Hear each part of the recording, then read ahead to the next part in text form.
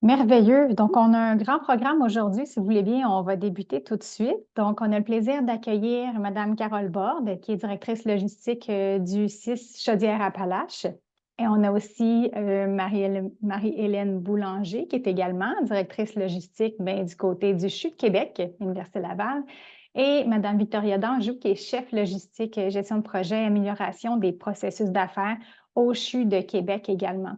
Et donc, c'est des relations d'affaires de longue date. Elles vont vous partager aujourd'hui le parcours particulier et innovant qu'elles ont dans chacun de leurs établissements là, pour la logistique. Et on va voir à travers ce parcours-là aussi les points communs qui sont intéressants à constater dans les deux cheminements. Donc, on va les laisser prendre la parole, puis vous pouvez noter vos questions. On aura une bonne période de questions à la fin où vous pourrez y aller par le clavardage ou encore par la main levée pour qu'on puisse vous accorder la parole directement aux conférencières. Alors voilà, merci beaucoup. Merci beaucoup, Ariane. Alors, bonjour tout le monde. Ça nous fait plaisir de vous accueillir à notre webinaire aujourd'hui pour vous parler des innovations qu'on a faites en logistique dans nos établissements respectifs au CHU de Québec et dans le 6 Chaudière-Appalaches. On a l'habitude en fait de travailler ensemble depuis plusieurs années. Nos équipes travaillent conjointement parce qu'on a une passion commune, parce qu'on a toujours envie de repousser les limites et on a vraiment des projets qui ont été porteurs ensemble. Donc, vous allez voir la mise en commun de ce qu'on a fait dans les dernières années. Ça me fait plaisir de vous accueillir. Donc, les présentations ont été faites rapidement. Moi, en fait, je suis toujours Marie-Hélène. Je vais juste voir si mes diapos fonctionnent. Ouais, c'est bon. Donc, Marie-Hélène et on a tous été présentés par Ariane. Donc, sans plus tarder, je vais laisser Carole commencer avec un petit historique. Merci Marilyn. Donc reprenons où nous nous sommes laissés. Ici, nous faisons un petit clin d'œil à Martin Beaulieu, Sylvain Landry et Jacques Roy qui ont animé un webinaire au Pôle Santé le 27 avril 2017 qui avait pour thème 20 ans de logistique hospitalière, comment tout cela a commencé et tout cela va nous mener.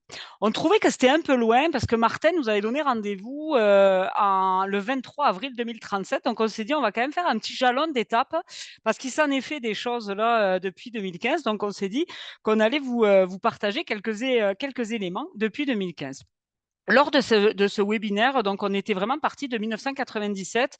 Martin, Sylvain et Jacques étaient vraiment repartis de comprendre la chaîne logistique, déployer la stratégie logistique et enfin comparer la performance logistique.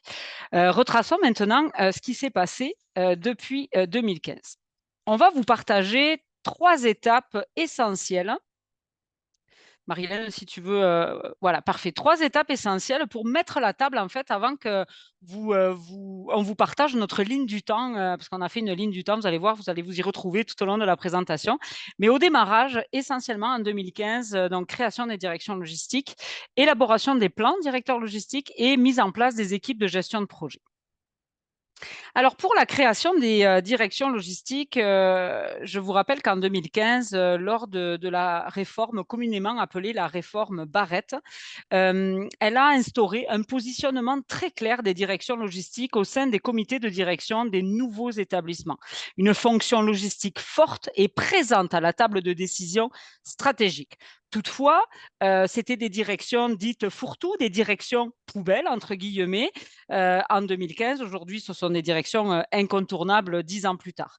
Donc, on n'avait aucune idée en 2015 comment créer nos directions logistiques. Donc, on est parti de ce que nous appelons dans le jargon communément la marguerite du HEC, avec certaines dimensions logistiques, qui évidemment nous a inspirés. Ça a été vraiment un levier pour contribuer à nos prises en charge et à faire nos organigrammes, et aussi un outil d'évaluation. Dans les premières étapes, quand on a créé nos directions logistiques, on a voulu premièrement se donner des principes directeurs.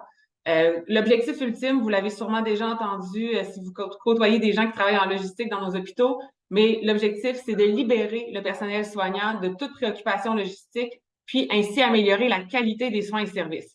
Donc, c'est la raison pour laquelle on se lève le matin, c'est la raison d'être de nos directions. Et notre mission, c'est d'avoir le bon produit au bon endroit, au bon moment, en bonne quantité, par la bonne personne, au bon coût, et ce, en mettant en place des pratiques logistiques exemplaires, en déployant des technologies performantes et en misant sur l'innovation.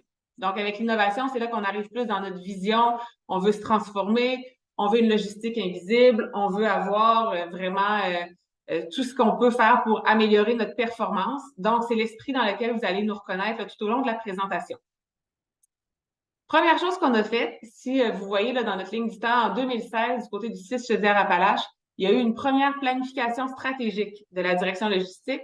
Et au CHU de Québec, c'est en 2019 qu'on a fait notre premier plan directeur logistique organisationnel. Donc, vous voyez, du côté du 6 Chaudière-Appalaches, c'est à ce moment-là qu'on a voulu mettre l'usager au cœur de nos réflexions. Du côté du CHU, on avait déjà des bonnes bases au niveau d'une logistique plus traditionnelle avec notre centre de distribution, nos transports, notre service d'approvisionnement, mais on voulait plus rentrer dans l'environnement à proximité du patient, dans l'organisation du travail. On a eu l'ajout de la logistique des 30 derniers mètres, la prise en charge des transports externes de patients. On a mis en place ce qu'il fallait pour bon, certains projets. Je ne veux pas brûler les punchs, ça va venir dans les diapositives suivantes. Donc, c'est quand même des leviers importants, nos plans directeurs, notre planification stratégique pour nous donner de la perspective, nous donner une vision, nous projeter vers le futur, mais aussi avoir un outil de communication, marketing pour aller rencontrer les directions cliniques, rencontrer nos hauts dirigeants, voir le bénéfice, le potentiel qu'il y avait en logistique. Donc, ça a été vraiment là, un élément déclencheur de part et d'autre. Merci Marie-Hélène. Donc, un des derniers éléments qu'on a fait avant de se lancer dans le déploiement de tous nos nombreux projets d'innovation, ça a été de mettre en place une équipe de gestion de projet dans nos organisations. Le portefeuille de projet était très demandant, là, comme vous pouvez voir dans nos plans directeurs logistiques. On avait beaucoup de choses à mener à terme. Puis, la gestion des opérations dans les équipes existantes des directions logistiques était très énergivore. Donc, on manquait de temps puis on manquait de ressources pour venir travailler sur les projets. Donc, la mise en place d'équipes de gestion de projet, c'est vraiment un essentiel et un incontournable pour y arriver. Du côté du CHU, la création d'une équipe spécialement dédiée au projet nous a permis d'aller plus vite et plus loin dans la réalisation de nos mandats. On a intégré un nouveau type d'emploi qui n'avait jamais existé dans les directions logistiques, qui est le rôle de spécialiste en procédés administratifs. Donc, en intégrant ce nouveau rôle-là, ça nous a permis d'aller embaucher des experts en gestion des opérations, incluant des ingénieurs industriels. Étant moi-même issue du milieu du génie industriel, je suis bien au fait de tout ce que ça peut amener et le cursus scolaire des ingénieurs industriels est vraiment relié avec le besoin qu'on a dans les systèmes en santé, que ce soit au niveau des études de temps et mouvement, l'analyse des données, la cartographie, l'amélioration des processus, l'optimisation des activités, l'élaboration d'outils aussi en lien avec l'aide à la décision. Donc, de venir ajouter ces experts-là dans nos directions, ça nous a vraiment permis de pouvoir atteindre des nouveaux sommets qui n'avaient pas été atteints jusque-là. Et le génie industriel a vraiment pris sa place là, particulièrement depuis 2021, là, entre autres au CHU. Donc, maintenant qu'on vous a parlé des étapes essentielles, on va revenir plus en détail sur différentes innovations qui ont été faites depuis 2015 ou qui sont à venir d'ici les prochaines années. Donc, que ce soit en lien avec l'intégration de nouvelles technologies ou encore dans des nouvelles façons de penser l'organisation du travail comme on n'avait jamais fait ça avant. On va pouvoir vous en parler un peu plus en détail. On va commencer avec le parc d'équipements centralisé au 6 Chaudière-Appalaches. Donc, Carole, je te laisse la parole. Merci beaucoup. Alors, vous l'aurez compris, hein, nos deux organisations ont mis des assises solides. On a fait un solage bien ancré dans nos différentes organisations pour que notre logistique puisse se déployer. En 2016, en Chaudière-Appalaches, je découvrais le merveilleux monde de l'ergothérapie. Donc, ce sont des professionnels qui vont à domicile, en soutien à domicile, pour permettre aux usagers de rester chez eux avec des équipements. Lorsque on est arrivé dans ce merveilleux monde de l'ergothérapie, il a fallu se comprendre, apprendre un langage commun. On avait des listes d'attente énormes en lien avec les équipements à domicile. Donc, on a mis notre paire de lunettes et aujourd'hui, c'est les 8 ans, pile, c'est l'anniversaire de notre parc d'équipements centralisé en Chaudière-Appalaches. On a augmenté la première année de 59% la prise en charge des patients à domicile en 2017-2018. Et on vient de célébrer notre première année de système informatisé de réservation et de gestion d'inventaire, puisqu'on est allé bien au-delà du petit fichier Excel qu'on avait au démarrage. Donc, chaque année, c'est 17 000 équipements qui sont livrés, récupérés pour maintenir nos usagers en soutien à domicile et éviter qu'ils viennent à l'urgence, éviter qu'ils viennent en CHSLD. Donc, première incursion dans le monde clinique au niveau du CIS de Chaudière-Appalaches. En 2017-2019, on a eu la chance, Marie-Hélène et moi, d'être retenus pour le projet Force d'excellence en santé Canada.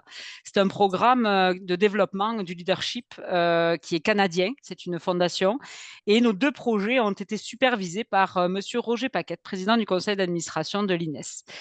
Donc, en 2017, c'est le CIS de Chaudière-Appalaches qui a brisé la glace avec le projet qui s'appelait le préposé aux bénéficiaires pour l'usager par la logistique en cohorte 13 et le CHU de Québec, donc Marie-Hélène, en cohorte 15 en 2019, améliorer l'accès aux soins par la logistique hospitalière. Sur 19 cohortes à ce jour au programme Force, seulement 3 cohortes ont été reçues avec un projet logistique. Donc, autant vous dire qu'on a vraiment brisé la glace et on a permis de réinventer l'organisation du travail grâce à ces projets-là et à faire cheminer nos collaborateurs cliniques. Alors, je vais commencer pour vous faire un peu l'état de notre projet en Chaudière-Appalaches. Donc, ça, c'est un dessin, cette maisonnée, là, c'est mon dessin. Là, je ne suis pas terrible en dessin, mais il illustre bien comment ça se passe dans nos CHSLD. Donc, on part de la pyramide de soins, puis on voit tous les silos de l'ensemble des titres d'emploi qui font le corps de la maison. Et tout ça, ça soutient une organisation du travail qui n'est absolument pas flexible, absolument pas agile et qui ne s'adapte pas aux besoins de notre usager. D'ailleurs, on ne le voit pas dans cette organisation du travail. Donc, 30 à 40% des tâches de nos préposés bénéficiaires étaient des tâches d'hôtellerie. Et notre usager n'était pas pris en considération dans son respect de son autonomie et de sa journée, de son lever à son coucher. Il n'avait même pas le temps de manger son dessert tellement on ramassait les assiettes pour faire la vaisselle. Donc, on a fait un dépoussiérage de la notion d'hôtellerie, ce que j'appelle aujourd'hui la logistique bienveillante, et qui a tracé la voie vers l'arrivée d'une nouvelle organisation du travail totalement intégrée, que je vous parlerai tout à l'heure pour notre projet des maisons des aînés.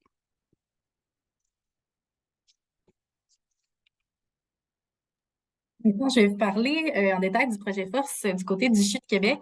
Donc, nous, ça se passait sur le département de néphrologie de l'Hôtel-Dieu de Québec, où est-ce qu'on est allé faire des observations là, au tout début du projet pour voir ce qui se passait sur le terrain. On a pu voir qu'il y avait plus de 18 heures par semaine qui étaient passées par les préposés aux bénéficiaires à faire des tâches logistiques et non pas à être auprès du patient. Quand on regardait les tâches logistiques qui étaient faites par ceux-ci, on avait en grande partie des transports puis des déplacements un peu partout dans l'hôpital, et aussi de la gestion du matériel directement sur le département. Donc, pour s'attaquer en fait à cette deuxième problématique, on a commencé par intégrer les principes de la logistique des 30 derniers mètres sur le département en ajoutant la présence d'un employé logistique qui prend en charge les activités de commande de matériel, 1 fois ou 2 par semaine, mais surtout de distribution jusqu'au point d'utilisation par le personnel clinique. Nous, dans notre jargon, on appelle ça les réserves secondaires. Fait qu'on pense, par exemple, aux chariots à pansement, aux postes de garde, au devant des chambres des patients, où est-ce qu'on a tous les équipements de protection individuelle. C'est tous des endroits qui doivent être réapprovisionnés, remplis plusieurs fois par jour, parfois, pour être sûr que le personnel de soins puisse avoir tout à leur disposition pour offrir les soins aux patients. Il ne faut pas sous-estimer, en fait, l'effort que ça prend au personnel clinique de faire ces petits remplissages-là. C'est vraiment très demandant, même plus que le volet de commande de matériel hebdomadaire. Donc, justement, en mettant en place la logistique des 30 derniers mètres, on est venu en prendre en charge toutes ces activités-là. Là, vous pouvez voir dans la petite représentation schématisée à l'écran, une fois le nouveau processus mis en place, là, du côté post-intervention, on voit qu'il y a beaucoup moins d'étapes dans le processus. On a incorporé la gestion en double casier avec les lecteurs code-barre et la prise en charge du remplissage des réserves secondaires. Donc, on voit que tout est fait aussi par la bonne personne, qui est un employé logistique. Puis, on retrouve le personnel clinique uniquement à la fin du processus. Donc, le personnel est là pour prodiguer les soins aux patients avec le matériel qui a été mis à sa disposition au bon moment. Donc, c'était une belle réussite du côté du processus de gestion des stocks. Puis, on s'est attaqué également au transport qui avait lieu un peu partout dans l'hôpital. Donc, en parallèle de justement la logistique des 30 mètres, on est allé augmenter notre prise en charge grâce à nos équipes de brancardiers pour tous les nouveaux types de transports qu'on ne prenait pas en charge avant. On parle, par exemple, des matériels à redescendre au bloc opératoire, les échantillons pour amener au laboratoire, les médicaments, les dispositifs médicaux qui sont à restériliser. Donc, il y avait beaucoup de choses qui étaient faites, en fait, auparavant par des préposés et des infirmières. Puis, je vous laisse imaginer quand une infirmière part de son département puis se rend à l'autre bout de l'hôpital pour aller porter un échantillon au labo, c'est un transport qui est très long. Puis, nécessairement, quand elle va revenir à son département, elle aura les mains vides. Donc, on a toujours un transport à vide qui est occasionné quand c'est fait par le personnel clinique. Nous, en rapatriant les activités dans un système de répartition automatisé avec nos brancardiers, ça fait en sorte qu'on a éliminé toutes ces activités-là à non-valeur ajoutée, en fait, qui étaient des déplacements à vide, puis on a optimisé vraiment chaque déplacement de nos équipes de brancardiers. Tout ça nous a permis, entre autres, aussi de corroborer la littérature. Donc, dans la littérature, on dit que pour chaque heure investie en logistique, on réussit à libérer 1,9 heures d'activité aux cliniques. Donc, ces deux processus-là nous ont permis, en faisant des avant-après, de venir corroborer la littérature, puis on peut maintenant dire que c'est très réaliste comme hypothèse. Alors, pour conclure, nos deux projets forces ont été l'étincelle qui a permis de mettre en lumière toute la force de la logistique auprès des équipes de soins. Vous comprendrez qu'un projet en longue durée et un projet en courte durée nous permet à nous deux de démontrer ce que la littérature exprime depuis de très nombreuses années, comme Victoria vient de le nommer. Donc, quand chacun se lève le matin et a le sentiment de venir accomplir ce qu'il fait de mieux, ça met en lumière l'arrière-scène, ça met en lumière les travailleurs de l'ombre, ça libère nos travailleurs de première ligne, aux travailleurs des soins. Donc, on améliore la qualité des soins. On a une augmentation du temps qui est passé auprès des patients. Évidemment, au niveau de nos équipes, meilleur travail d'équipe, meilleure agilité organisationnelle. On a diminué nos ratios d'assurance salaire, nos ratios de CNE-SST également. Et quand on s'attaque à l'organisation du travail, bien, on vient régler un des problèmes majeurs qu'on rencontre aujourd'hui dans nos différents départements, qu'ils soient de courte ou de longue durée. Après cette étincelle-là, ou je dirais en parallèle de cette étincelle-là, on a œuvré, contribué, participé au niveau de la direction du sous-ministre, monsieur Luc Desbiens, donc la direction de la logistique et de l'approvisionnement. On a beaucoup parlé de chaîne d'approvisionnement. Quand on parle de logistique, on entend souvent en arrière-plan l'approvisionnement, la gestion du stock. Donc là, vous voyez que depuis le début, on vous parle d'organisation du travail. Alors, avant 2019, il y avait la communauté de pratique logistique et approvisionnement. Donc là, on a commencé à mettre les bases un peu de ce que serait la logistique dans le réseau. Mais à partir de 2019, on s'est rendu compte qu'il fallait qu'on sépare l'approvisionnement de la logistique pour vraiment travailler les dossiers plus en profondeur. Donc, on a bien défini la logistique avant 2019. À partir de 2019, on a vraiment commencé à travailler un ratio de prise en charge logistique. Et on a réévalué la pertinence d'avoir un guide logistique. Donc, on va vous parler beaucoup plus d'un guide de référence logistique qui est plutôt en planification actuellement, mais je ne veux pas voler le punch de Marie-Hélène tantôt pour le ratio logistique. Enfin, en 2022, le comité provincial logistique, sur lequel Marie-Hélène et moi, on siège là depuis longtemps, on a élaboré une planification stratégique en lien avec la planification stratégique du ministère, évidemment provenant du plan santé, dans lequel la logistique s'inscrit comme faisant partie de la solution. On parle de la bonne personne qui fait la bonne tâche au bon moment. La logistique est là-dedans. Et je vous dirais que le dernier petit bon coup en date, c'est la création d'un centre d'activité logistique qui est en vigueur depuis hier, depuis le 1er avril, pour qu'on puisse bien se mesurer, se comparer à travers notre réseau de la santé et surtout qu'on puisse s'extraire du pourcentage administratif et non plus voir la logistique comme un coût, mais bien comme un gain auprès des équipes de soins. Donc, tantôt, Carole a fait un petit clin d'œil au ratio logistique. En fait, dans nos travaux avec le comité provincial logistique, une des choses qu'on voulait, c'était mettre en place un ratio pour voir, en fait, pour atteindre la pleine maturité en logistique. Il faut savoir que quand on a parlé tout à l'heure de nos projets forces respectifs, Suite à nos projets pilotes dans un CHSLD et dans une unité de soins, on a commencé une mise à l'échelle. On a testé notre produit, on a vu des modèles réplicables. Par exemple, du côté de Carole, il y a eu d'autres CHSLD, maisons des aînés, qui ont pu bénéficier de l'approche logistique. Du côté du CHU, on a voulu aller voir dans un bloc opératoire, une urgence, dans un secteur ambulatoire, en obstétrique. On est allé faire différents projets pour pouvoir avoir des recettes établies, des modèles réplicables. Et là, quand on a voulu créer le ratio, en fait, on voulait avoir un peu comme des directions qu'on a comme collègues dans nos hôpitaux. On sait que pour les infirmières, par exemple, il y a un ratio, un nombre d'infirmières par lit. Pour le personnel en hygiène et salubrité, il va avoir un nombre de ressources par mètre carré. Du côté de la logistique, on n'avait pas de ratio.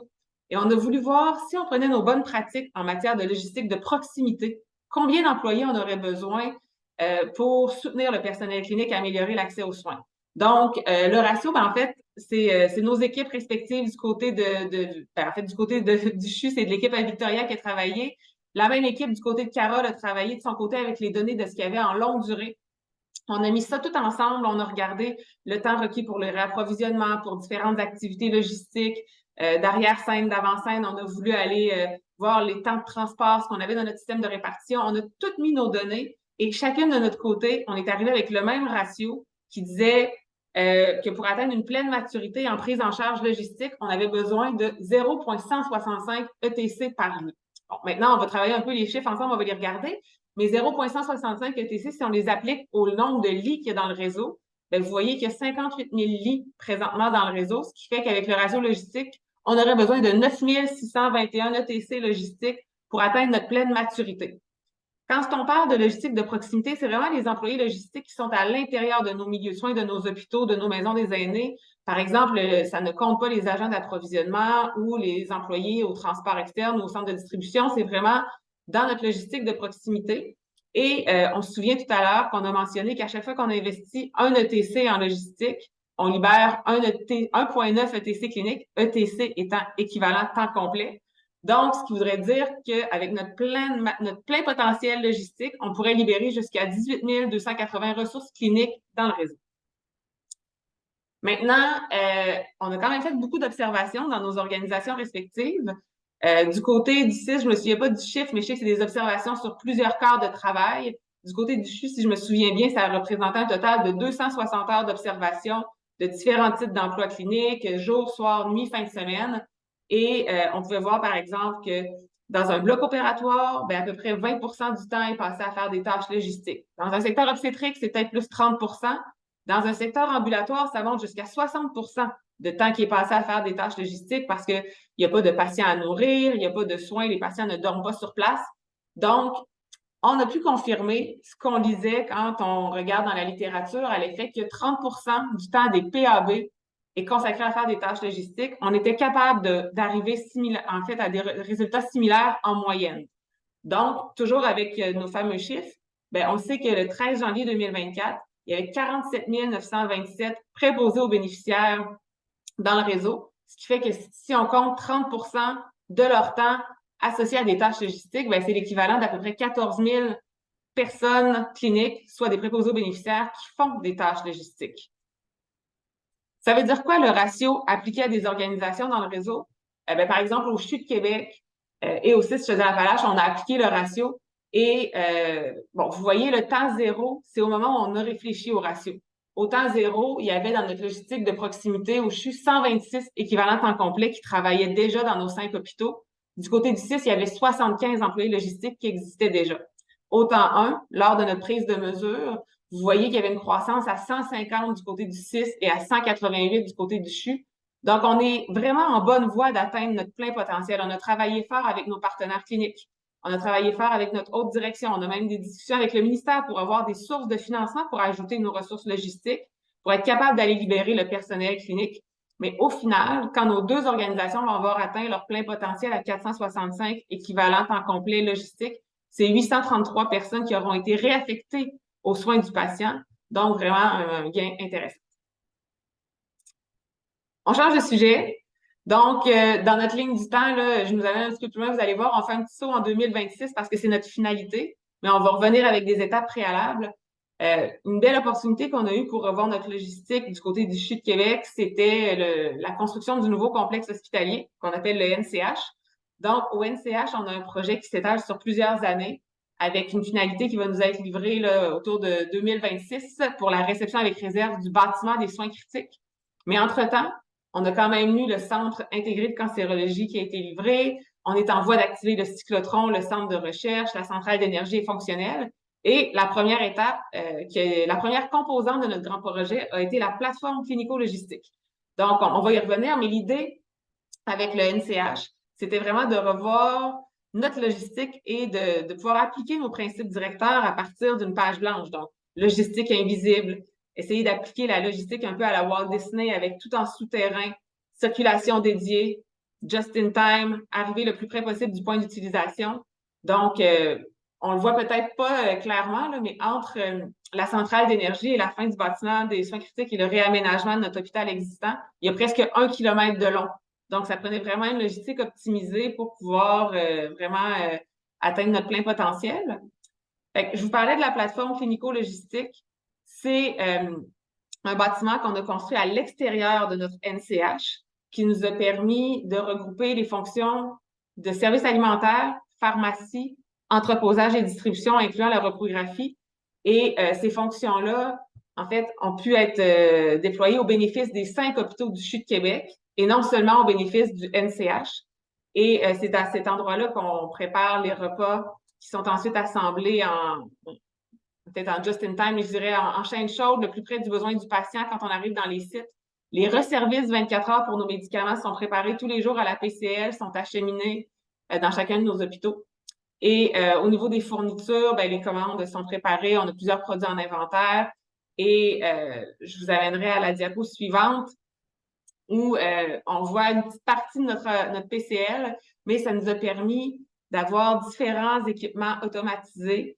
En fait, d'avoir un WMS pour avoir une meilleure gestion de nos stocks, mais d'avoir aussi le VLM qui est notre Vertical Lift Model qui nous a permis, vous voyez l'image là, d'avoir avec le petit carré vert en bas, c'est tous les produits rentrent dans cette superficie-là plutôt que 90% supplémentaires qui seraient nécessaires si on n'avait pas cet entreposage vertical-là, sans compter l'augmentation au niveau de la performance dans notre préparation de commandes et du volet plus ergonomique pour pour nos employés. Et même, je vous dirais que l'ensemble des équipements, que ce soit pour le service alimentaire, la pharmacie, a vraiment été un gros plus au niveau de l'amélioration du travail, de l'ergonomie pour nos employés dans l'ensemble des sphères à la PCL, avec en plus un environnement vraiment tout neuf, éclairé, vraiment qui plaît beaucoup aux gens. Donc, ça, c'était en 2021 déjà. Et je laisse la parole à Victoria. Oui, je vous ramène en fait dans le nouveau complexe hospitalier, donc notre hôpital qui ouvrira ses portes en 2020, un peu après 2026. Comme Marie-Hélène le disait, étant donné que les distances à parcourir sont vraiment très grandes, là, on parle de près d'1 kilomètre à parcourir, c'est vraiment une occasion rêvée de pouvoir intégrer la présence de véhicules autoguidés. Donc, le véhicule autoguidé, en fait, c'est un robot qui se déplace de façon autonome sans avoir besoin d'une intervention humaine. Ces véhicules-là, dans notre nouvel hôpital, vont pouvoir soulever nos chariots, puis ils vont amener du point A au point B toutes les marchandises qui sont nécessaires au fonctionnement des unités de soins. Ils vont utiliser des corridors qui sont dédiés, des ascenseurs qui sont dédiés. Donc, en tant que patient dans le nouvel hôpital, vous ne verrez pas passer les véhicules autoguidés, bien qu'ils seront en très grande quantité. On prévoit autour de 50 VAG qui vont circuler quotidiennement dans les sous-sols et les ascenseurs de notre hôpital. Le volume de transport est vraiment très grand. Tout sera planifié en juste à temps. Comme vous voyez à l'écran, là, on parle de 3000 transports par jour qui vont être faits par les VAG. Si on se ramène au départ, là, lors des premiers plans du nouveau complexe hospitalier, où est-ce qu'il fallait faire des estimations en lien avec le nombre d'employés qui seraient nécessaires au fonctionnement du nouvel hôpital, on aurait eu besoin de 72 personnes pour effectuer les transports qui seront finalement pris en charge par les VAG. Donc, c'est une économie vraiment, puis en termes d'une situation de pénurie de main-d'œuvre, c'est une solution à côté de laquelle on ne pouvait pas passer. Donc, voilà, c'est les types de transports que vous voyez là, qui vont être pris en charge, c'est presque l'entièreté des transports. Là, donc, autant tout ce qui est en lien avec le service alimentaire, les déchets qui sont aussi une très haute volumétrie, les fournitures à livrer, les équipements à transporter. Bien entendu, le transport des patients, le transport des produits radioactifs, il y a des choses qui ne seront pas faites par nos VAG, mais ça va vraiment nous permettre d'utiliser nos brancardiers pour les transports patients, puis de faire les transports de marchandises par nos petits robots.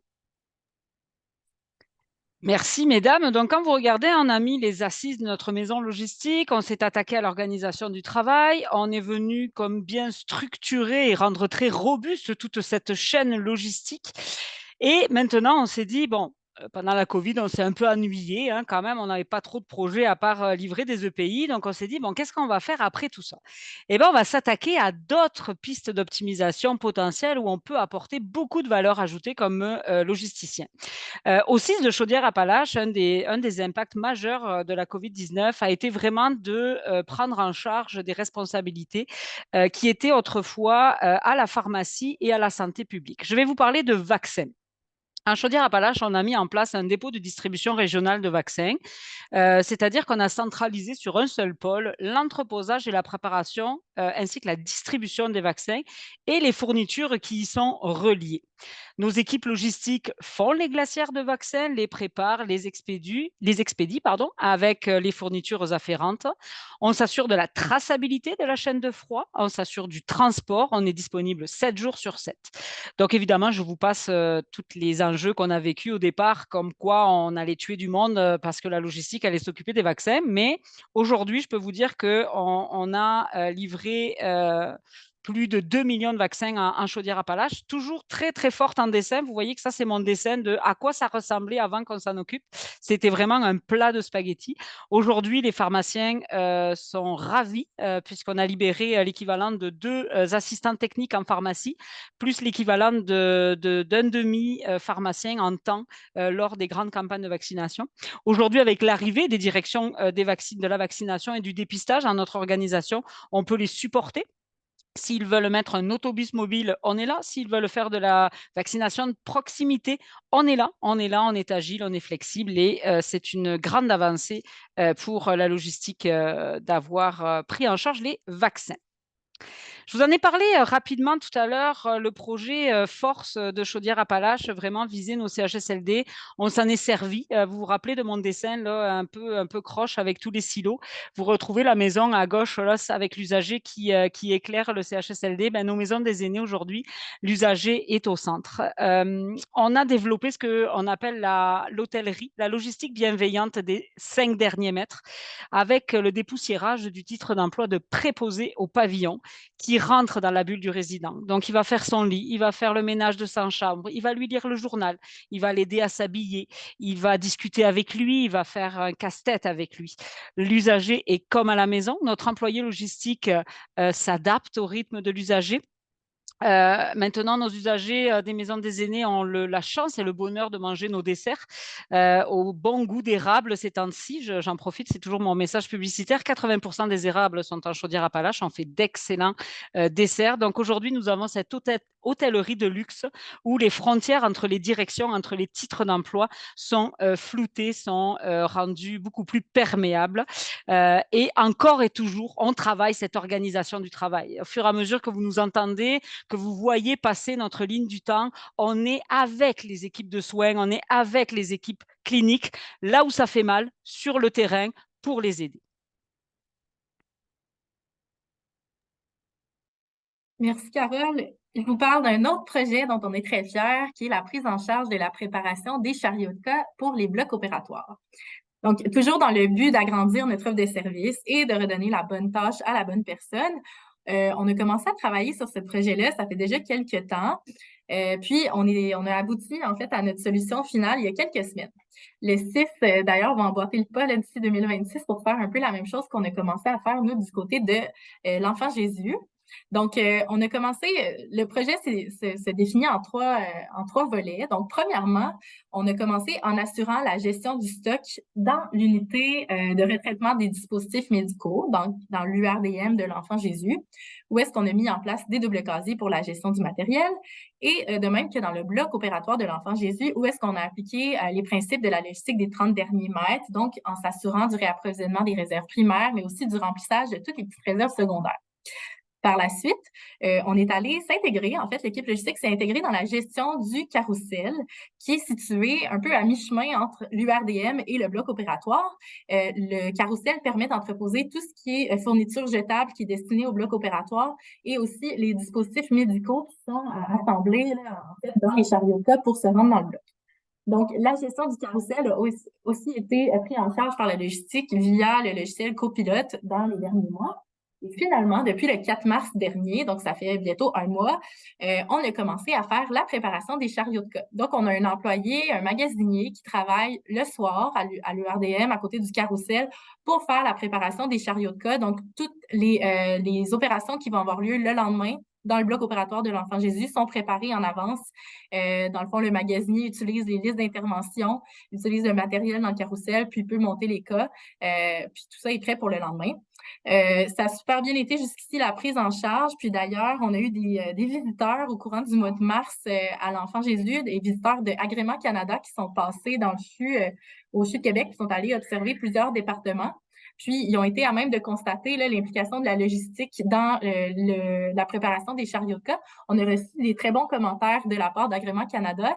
C'est vraiment un projet porteur qui permet d'assurer que les préposés, dans le fond, au retraitement des dispositifs puissent travailler sur ce pourquoi ils ont été formés au départ, qui est la stérilisation des dispositifs médicaux. Donc, c'est un super projet, puis on est en train de répliquer avec d'autres contraintes différentes dans notre bloc opératoire à l'hôpital de l'Hôtel-Dieu de Québec actuellement.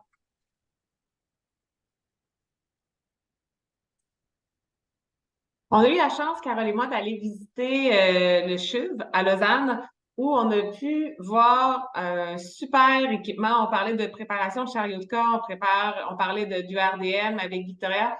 Ce qu'on a vu au CHU de Lausanne, c'est un transstockeur, un entreposage automatisé, la génération après le carrousel, avec vraiment une optimisation du fonctionnement.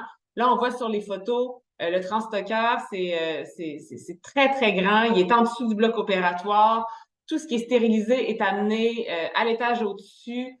Toutes les fournitures jetables sont aussi amenées à l'étage au-dessus, ce qu'eux, ils appellent à l'intérieur du bloc opératoire la borne McDo. Mais c'est là qu'ils peuvent commander tous les dispositifs médicaux qui rentrent en moins de 1 minute, en fait, en moins de 2 minutes à l'étage pour les besoins. C'est de là aussi qu'ils préparent tous les chariots de cas. Donc, ça nous a vraiment grandement inspiré pour nos projets du côté du CHU. On parlait du NCH, du côté du CIS Chaudière-Appalaches, il y a les travaux pour le nouveau bloc opératoire de l'Hôtel-Dieu de Lévis. Donc, vous allez voir là, qu'on s'est vraiment posé la question de savoir si en 2026, le carrousel était encore l'équipement de choix. Mais je vous dirais que dans nos projets respectifs, on va tendre vers le transstockeur. Il y a vraiment une plus grande automatisation, moins de ressources requises, plus de stockage, en fait, un picking et un remplissage qui se font simultanément, donc vraiment un gain en efficacité et en ergonomie. Donc, c'est quelque chose qui est en élaboration. On va pouvoir vous en reparler plus dans une prochaine fois, mais vous voyez, dans notre ligne du temps, on parle plus de 2026-2027. Ça prend quand même un certain nombre de mois, d'années à amener un projet comme ça à terme. Et le clou du spectacle, parce qu'on va s'arrêter quand même à un moment donné, là, on ne peut pas non plus faire des innovations jusqu'en 2032, parce que Martin, il faut que tu reprennes après ta présentation pour 2037, là, donc il va nous rester quand même un bon 10 ans après. Alors, AMR ou VAG? Donc, tantôt, Victoria vous a parlé des véhicules autoguidés que le NCH va se procurer. Mais il y a une différence avec les robots mobiles autonomes. Donc, je vous épargnerai mon accent anglais. Donc, je vais parler avec les acronymes en français. En gros, un VAG, c'est l'équivalent d'un tramway. Ça se promène d'un point A à un point B avec un circuit bien défini. Il n'y a pas ou peu d'agilité sur ces circuits-là. Il faut les reprogrammer, les déprogrammer. Un robot mobile autonome, c'est comme un taxi. C'est plus agile, ça va d'un point A à un point B, ça peut aller au point C, on peut le reprogrammer comme on le souhaite, à la demande. Donc, c'est un robot qui est beaucoup plus flexible, beaucoup plus agile. On se rend compte aujourd'hui que lorsqu'on veut automatiser nos transports internes, on doit avoir l'opportunité d'avoir un hôpital neuf ou un bout d'hôpital neuf. Donc le CHUM, le NCH avec le CHU de Québec vont pouvoir avoir des VAG parce qu'ils auront des corridors très larges et pourront avoir une grande flotte de VAG. Mais on s'est dit comment nous, reste du réseau de la santé dans nos hôpitaux existants, avec nos vieux ascenseurs et nos vieux corridors encombrés, comment on peut automatiser nos déplacements?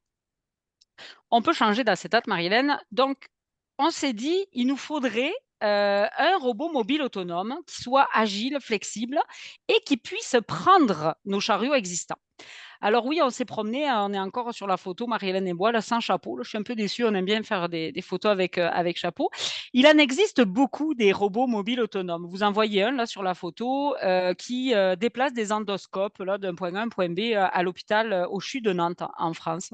Il existe beaucoup les Sir Stewart de ce monde que vous connaissez, que vous avez probablement entendu parler. Donc, c'est des robots mobiles autonomes, je dirais de petite envergure pour des petites charges à charge moyenne. Or, nous, ce qu'on a besoin, c'est pas de changer toute notre flotte de véhicules et c'est pas de changer tous nos moyens de transport. On veut arriver à transporter nos gros chariots de lingerie, nos chariots de plateforme de magasiniers, nos chariots repas à Bear Lodge. Donc, on s'est dit, ben, est-ce qu'il existe sur le marché un robot mobile autonome qui pourrait faire ça? La réponse est non. On s'est promené en France, on n'en a pas vu. On s'est promené en Suisse, on n'en a pas vu. On a fait beaucoup de relevés sur ce qui se faisait. La semaine prochaine, on va se promener aux États-Unis pour voir ce qui se fait. Mais à première vue, on vous confirme que ça n'existe pas. Donc, puis là, on vous épargne 2 années d'intenses discussions. On a obtenu une double bourse. Le ministère de l'économie et de l'innovation nous a octroyé une bourse de 500 000 $ via l'organisme Propulsion Québec pour notre entreprise partenaire qui est Novelia, pour créer un robot mobile autonome spécifique aux besoins hospitaliers existants.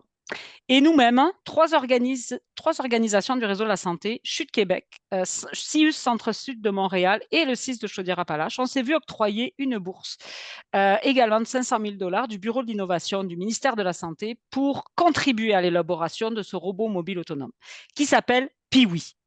Donc, Piwi, le petit robot hospitalier, est en construction. On va voir, vous voyez des images à droite. Là, vous allez voir un prototype bientôt là, qui va voir le jour pour, évidemment, en vue d'une commercialisation à grande échelle pour le réseau de la santé québécois et canadien et international. Pourquoi pas? Merci, Carole.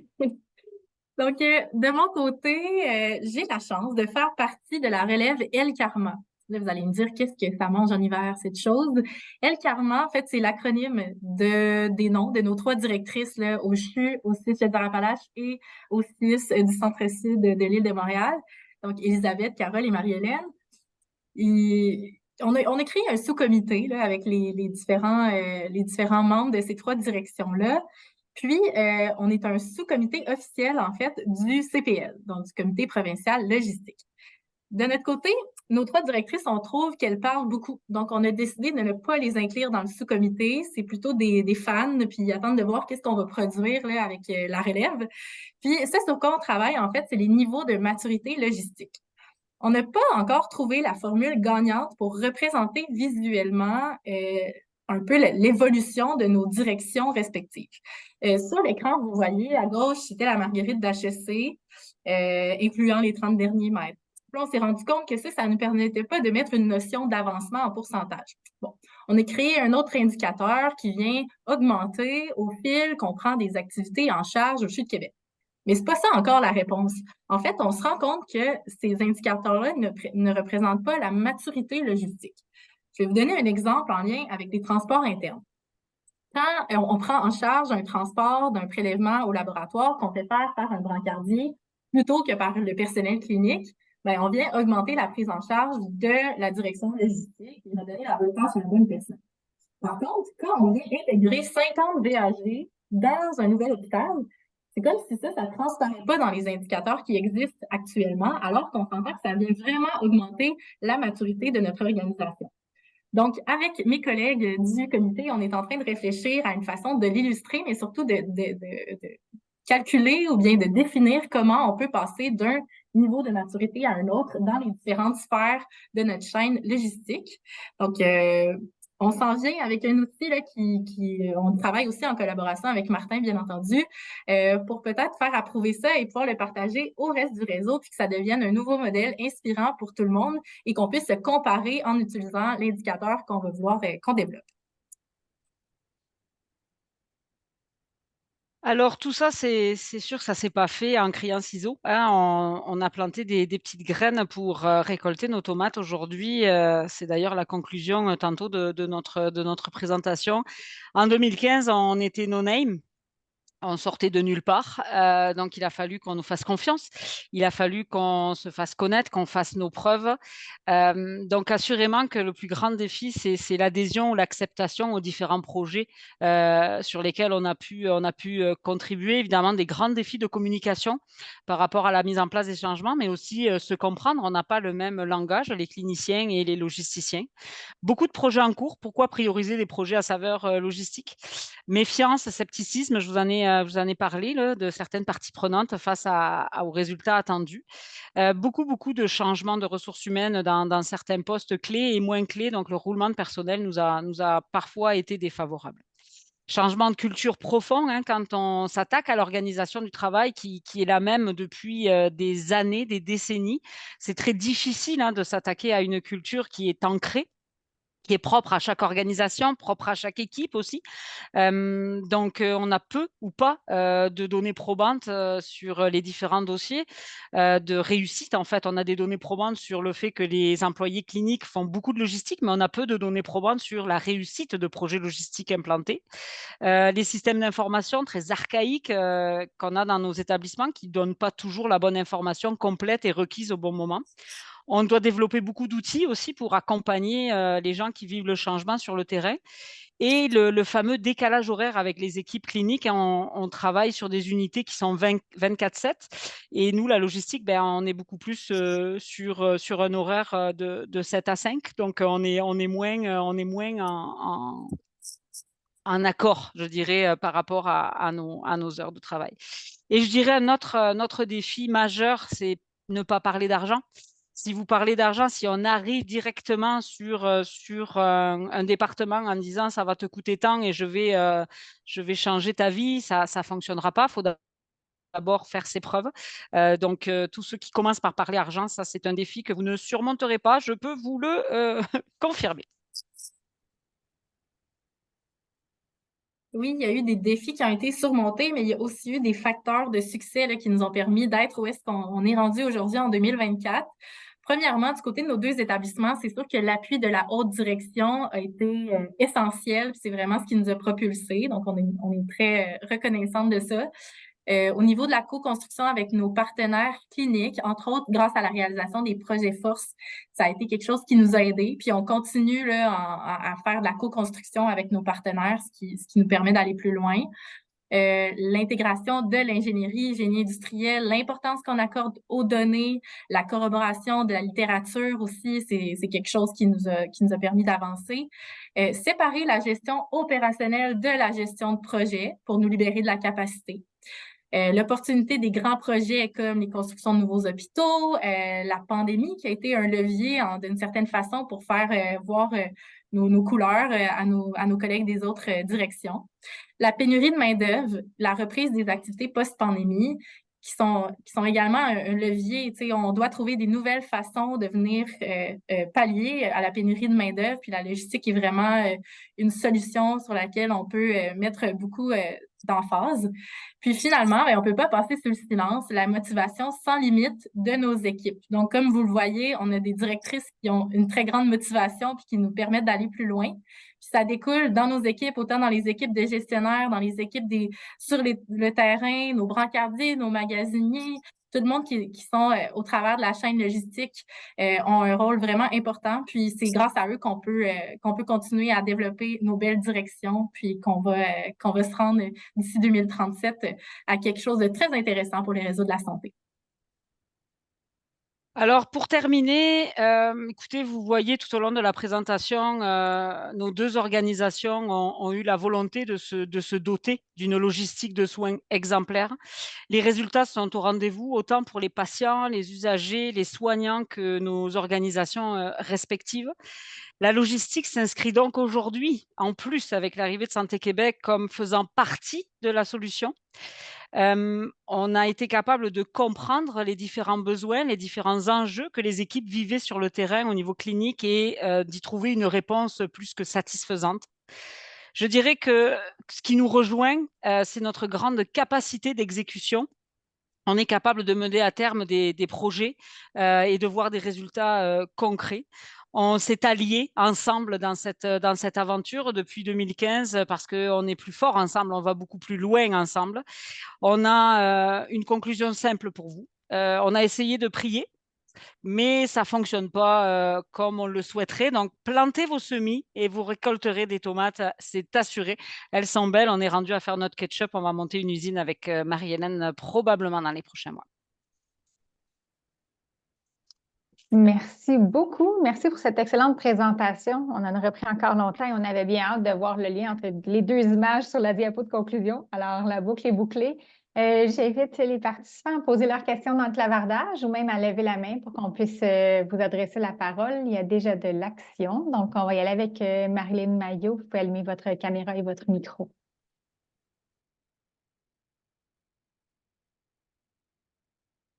En fait, je voulais dire vraiment félicitations aux équipes de la logistique. C'est vraiment le fun de voir le travail là, qui est fait. Puis on a hâte que ça vienne plus près de chez nous encore. Marilyn, on arrive avec la rénovation du bloc de Ted for Minds. Yes, c'est ça. Merci beaucoup. Peut-être en attendant, s'il y a d'autres questions qui apparaissent, j'en profite pour en poser une qui est assez large. Là, en fait, on a vu que vous avez tranquillement construit la place et le leadership logistique au sein de vos établissements. Est-ce qu'il y a un moment qui a été clé pour vous, un projet où vous vous êtes dit, OK, je pense qu'on vient de débloquer quelque chose et à partir de ce moment-là, les gens ont peut-être mieux compris votre rôle. Est-ce qu'il y a eu un moment charnière où ça s'est juste construit progressivement? Je peux commencer, Marie-Hélène, si tu veux. En 2016, moi, ça a vraiment été le projet du parc d'équipement, un soutien à domicile. C'est lui qui nous a permis, en Chaudière-Appalaches, de mettre la direction logistique là, vraiment au cœur des améliorations possibles. Donc, c'est celui-ci, moi, qui m'a vraiment été d'un levier assez extraordinaire.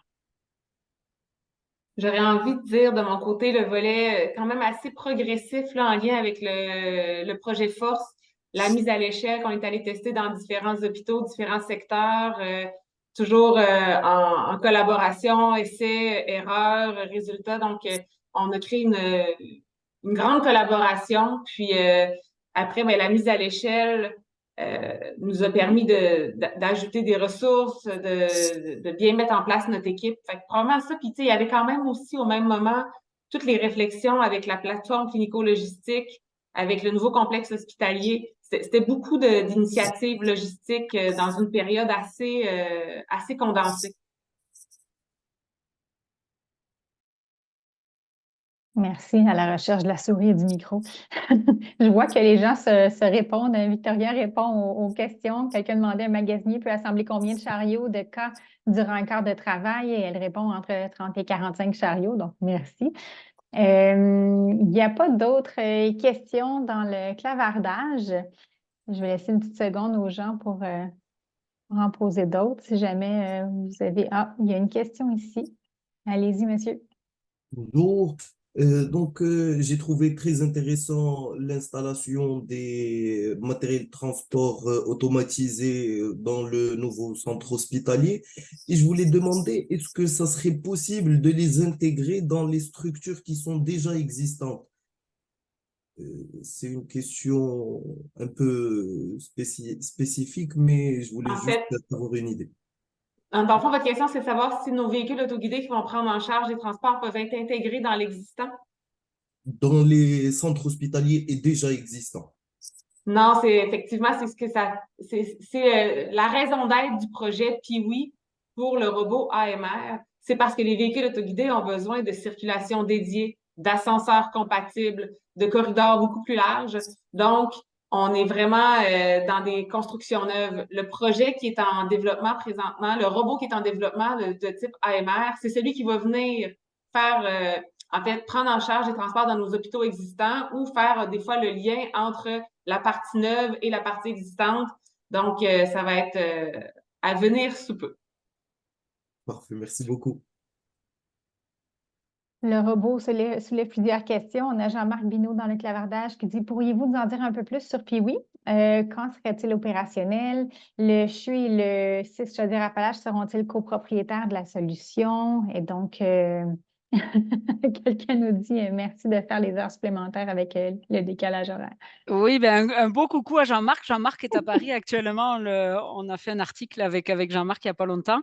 En fait, le robot Piwi, on va avoir un prototype qui aura réalisé des essais en milieu naturel courant du mois de septembre cette année dans nos établissements, à l'hôpital de l'Enfant Jésus, à l'Hôtel-Dieu de Lévis et à l'hôpital Notre-Dame à Montréal. Une fois que les essais en milieu naturel seront concluants, on aura un prototype dit fonctionnel.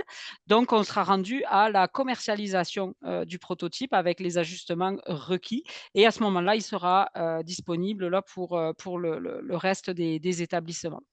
Le CHU et le CICA ne seront pas copropriétaires de la solution. On est 3 établissements. Il y a également le CIUS Centre-Sud. On est 3 établissements à avoir donné de l'information pour être assez représentatif de l'ensemble du réseau de la santé. Donc, un grand CHU, un CIS, un CIUS pour donner vraiment l'ensemble des balises pour permettre qu'il fonctionne dans l'ensemble des centres hospitaliers de la province. Mais le fournisseur, évidemment, reste maître de son produit, qui sera, je pense, de toute façon largement copié une fois qu'il sera commercialisé, assurément, parce qu'il va venir répondre à un besoin très grand d'automatiser nos déplacements. On ne l'a pas dit tantôt, mais nos magasiniers et nos employés logistiques des centres hospitaliers passent jusqu'à 50% de leur temps à se déplacer avec des chariots et à attendre des ascenseurs.